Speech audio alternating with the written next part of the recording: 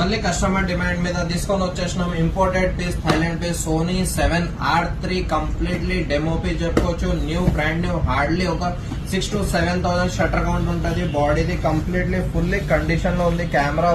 Camera condition చూసుకోవచ్చు మీరు, చాలా నీట్ కండిషన్ ఉంది. విత్ వ్యాలిడ్ అన్ని పేపర్స్ వారంటీతో ఉంది. మీకు కంప్లీట్లీ నీట్ కండిషన్ లో ఉంది. కెమెరా వైజ్ కండిషన్ చూసుకోవచ్చు మీరు.